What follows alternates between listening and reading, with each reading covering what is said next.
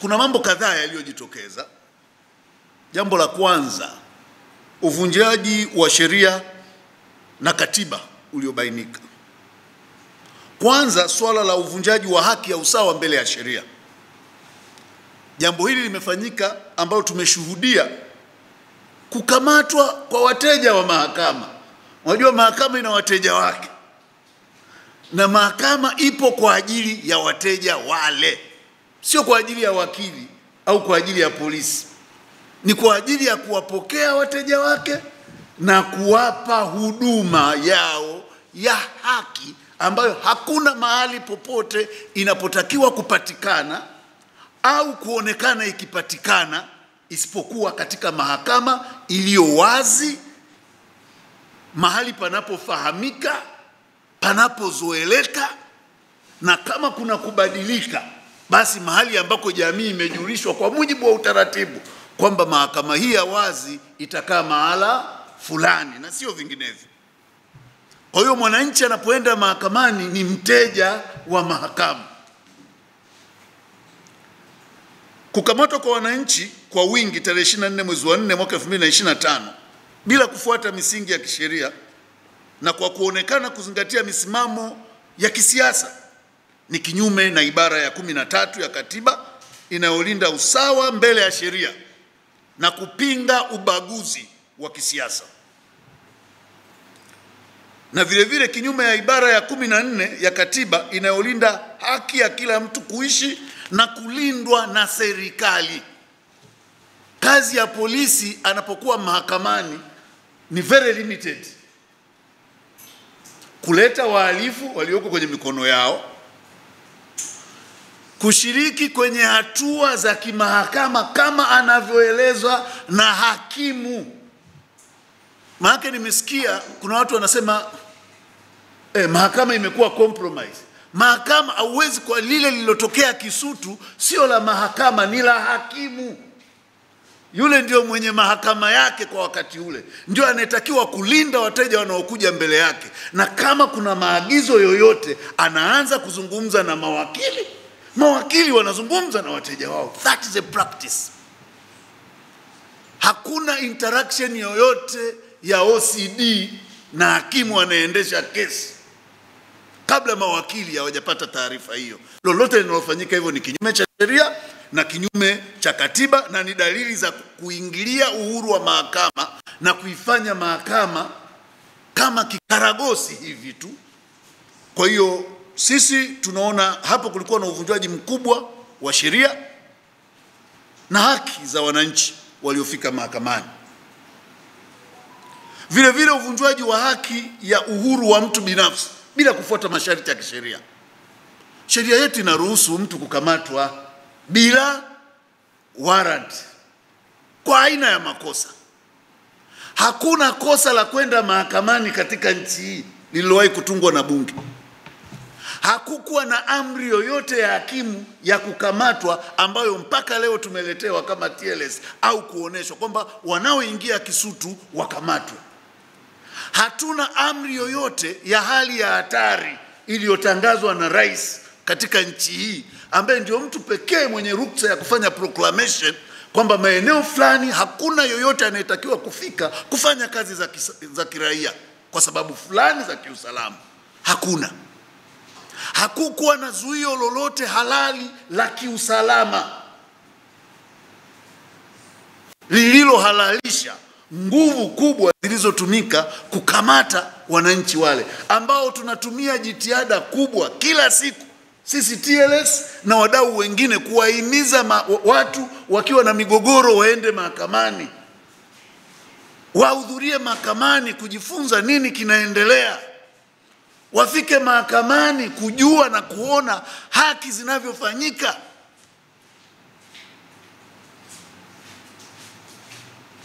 Ndani ya masaa machache watu wachache wanaingia, wanaleta vurugu mpaka mawakili.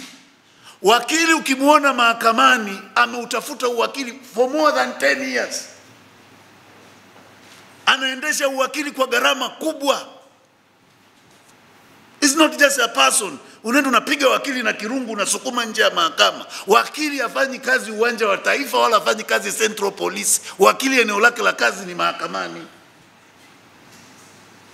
Lakini tumeshuhudia hali ya ajabu isiyoheshimu utawala wa sheria, hali yenye kuvua na kuiweka nje nchi uchi kisheria. Na ajabu kabisa unaona bungeni, ajabu kabisa unamsikia waziri anasema hili ni sawa. Nitaeleza kwa nini si sawa. Kwa sababu ndio kazi yetu sisi TLS. Vile vile uvunjwaji wa haki ya uhuru wa mtu kwenda atakako. Tumeshuhudia watu wakikamatwa, wanapelekwa. Tumezoea mhalifu, sheria inasema ukimkamata anafanya cognizable offense, mchukue mfikishe haraka, kama sio mahakamani kwenye kituo cha karibu cha polisi. Hatuna sheria inayotupa sisi mtu kukamata mtu kuzunguka naye kwenye gari na kumtupa mtaani, au kumkamata kwenda kumtupa raia kwenye msitu fulani. Alafu mpaka leo hatujapata maelezo ni kikosi gani kilihusika kukamata wale raia mahakamani na kwenda kuwatupa porini. Hii ni aibu kwa utawala bora, na ni kitendo ambacho nilitarajia waziri wa mambo ya ndani au amechukua hatua, na asipoweza kuchukua hatua katika hili awajibike, kwa sababu haya mambo ndiyo yanayoipaka matope nchi. Hii nchi sio kwamba tuna sheria mbaya kiasi hiki. Soma sheria zetu nzuri. Hizi sheria zetu jamani si mbaya kiasi hiki. Kuna watu makusudi tu kwa jeuri, tuna kiburi tu. Wanafikiri wa Tanzania ni punda au ng'ombe wa kuswaga jinsi wanavyoswaga. Sisi TLS tulisema tunataka kuengage na kila mmoja. Tunataka kuwa daraja la amani katika taifa letu. Uungwana wetu sio uoga. Sisi sio waoga. Tunapozungumza tuheshimiane, tuheshimu wananchi. TLS ilipewa majukumu yake ya kikatiba na kisheria. Wakili anaenda mahakamani, siku hizi wakili anapigwa. Juzi Babati hapa wamemuua wakili. Wameua wakili Joseph Masanja. Tumeunda tume, imeenda pale, imefanya kazi. Ameuawa ndani ya eneo la magereza.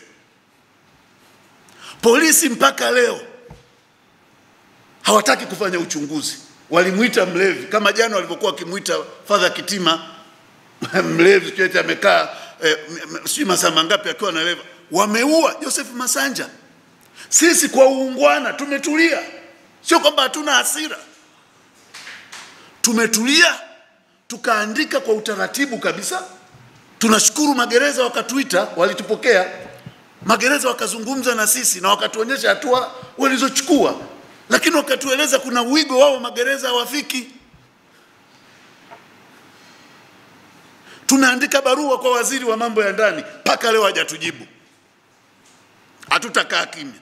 We are coming very strongly as it never happened before.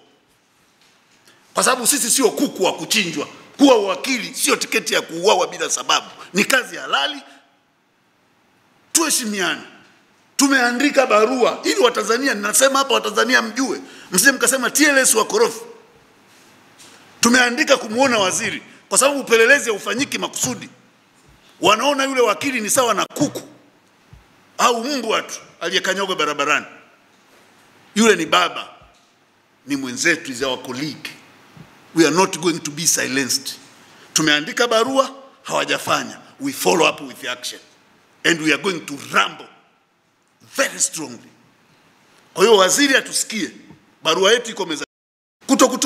Kutokutekelezwa kwa taratibu za kisheria za makosa ya jinai. Jamani, sheria zetu ziko wazi. Ni kweli kuna mazingira ambayo lazima shauri liendeshwe in camera, yani kwa faraga. Mazingira hayo ni kesi za watoto wadogo, kesi zinazohusu mambo ya ndoa, hasa yenye mambo yenye ukatili wa kijinsia, usikilizwaji wa ushahidi unaohusu ujasusi, espionage, ule unaoanza kufichua, yani usalama, walifanyaje, waliendaje. Maeneo yale yanapofika kutolewa ushahidi, lazima watu waondolewe mahakamani. Sio usalama huo unaozungumzika eti tuliona watu wengi wakienda mahakamani kwa usalama. It's very specific, na anayeondoa ni hakimu wakati wa usikilizwaji. Full stop. Mahakama ina convene, shahidi anaingia, tunaambia tse kamera, in court ni kamera. Wala hakuna anaibisha, sio kesi moja mbili. Na mtu asikudanganye watu kuhudhuria mahakamani, na ndio maana nasema hili sio tatizo la mahakama, ni tatizo la hakimu. Mimi nimeendesha kesi zenye public interest. Mbeya pale tulikuwa tunahudhuria watu zaidi ya 2000 3000 kila siku. Uliwahi kusikia hata kuna mtu amekanyagwa kidole? Kwani ile ni mahakama ya Kuwait? Tumeendesha kesi Vwawa mwezi mzima, wanakuja watu zaidi ya 1000 na Vwawa hawana mbwa, hawana FFU, hawana magari ya polisi. Nani ulisikia? Mpaka hukumu inatoka hakuna hata mtu aliyerusha jiwe. Kila mwananchi alisikia, wakurizika alirizika, ambaye hakurizika hakurizika. Tumeendesha kesi ya namna hii yenye public interest Tukuyu pale Rungwe, sehemu ambapo ni mahakama, ofisi ya mkuu wa wilaya, ofisi gani ziko hapo hapo. Mpaka hukumu inatoka hakuna hata tofali lililoyumba. Hakuna mwananchi anayekwenda kufanya vurugu mahakamani. Waliofanya vurugu wamekiuka sheria ya mwenendo wa makosa ya jinai kama inavyoelekeza katika vifungu vyake vya 11, 12, 14, 21, 23 na 54. Wamekiuka kifungu cha sheria ya mahakama za mahakimu, kifungu cha 14, 1 na 2. Wakaligeuza mahakama kuwa sehemu ya kufanya ukora na uhuni usiomithilika mbele ya sura za watu wote wenye ustaarabu. Sisi kama TLS tunakemea kwa nguvu zote, na tunataka kuziomba mamlaka. TLS iko tayari kushirikiana kuhakikisha nchi yetu inakuwa na amani, haki, mshikamano na utawala bora. Lakini hatuko tayari kuendelea kudhalilishwa. Sisi hii ndio eneo letu. Hapa ndipo sisi tuliposoma. Tulikula kiapo kwa ajili ya kazi hii. Watu heshimu basi na kuheshimu eneo letu la kazi. Hata kama una silaha na magari mapya, hujawahi kupiga, au una mbwa mpya, hujawahi kuona akiuma mtu, usitamani kuuma. Basi tafuta hata mazingira mengine, lakini usitafute kwenda kuuma watu wanaoenda mahakamani. Kweli unabeba mbwa kwenda kuumisha mlipa kodi? Tuna jeshi la polisi linabeba wananchi, linapiga na kutupa vichakani.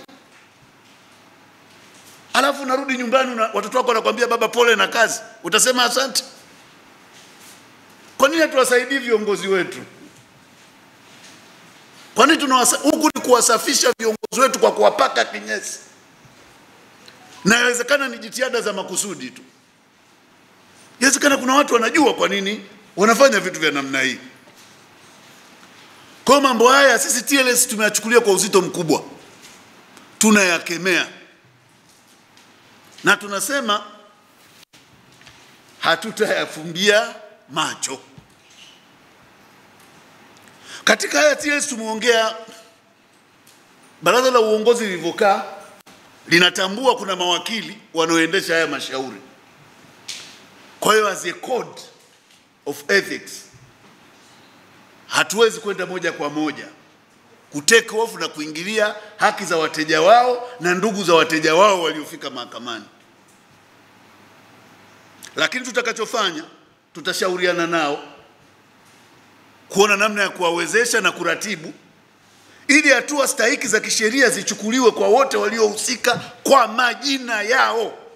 Kila aliyeonekana akitekeleza kitendo hiki kwa majina yao.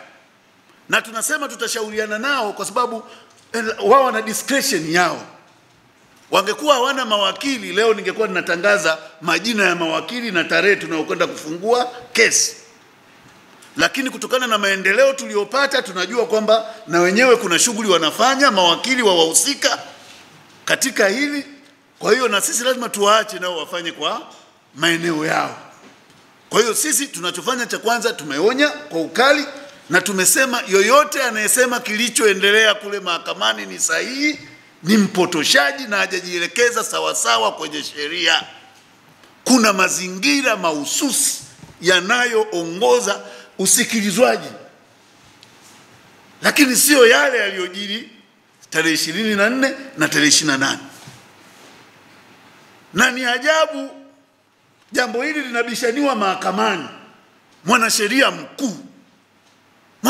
mkuu unasimama bungeni na kuzungumza, kucomment na kutoa maoni yaliyoingilia uamuzi ambao bado hujatoka mahakamani ndani ya bunge. This is a grave insult to our judiciary. Na tunashauri tutatafiti na kuwashauriana na wenzetu tuone namna ya kufanya, kwa sababu uamuzi wa mahakama umeshaingiliwa. Ametoa ruling AG bungeni, kitu ambacho ni wrong. Alitakiwa kurefrain. Haukatazwi kucomment kitu kinachoendelea mahakamani, lakini lazima uobserve kinaitwa sub judice rule. Yani ninapozungumza lazima isiwe nina suggest majibu ya jambo linalotakiwa kufanyika mahakamani, au nisiwe nina evaluate ushahidi, kazi ambayo ni ya hakimu. Lakini kama ni fact tu, Mwabukusi amezungumza hivi ushahidi, ukaorozesha ule, hujafanya kosa lolote. Ukasema kuna kesi hii na hii inaendelea hivi, hujafanya kosa lolote. Ukishafika kusema kitu hichi ni kweli, kiko hivi, ni sahihi na tumepitisha hivi, kwa nini tuwe na mahakama? Twende kwa AG, awe hakimu mwenyewe, awe polisi mwenyewe, yale majengo tufugie kuku na nguruwe. Why wasting time? Kwa hiyo ili tunakemea jambo likiwa mahakamani, lazima tu observe sub judice rule. Tukiteteresha mahakama, ndugu zangu, tukiteteresha mahakama, hatuna jeshi wala polisi wa kuzuia hasira za watu milioni 62. Lazima tuelewe hiki kihopu kidogo nachokiona ni kwa sababu mimi naamini panya akinikanyaga nitampeleka mahakamani. Nikishajua mahakama hii ni ya panya na inafanya anachotaka panya, tutafika mahali tutalia na kuomboleza.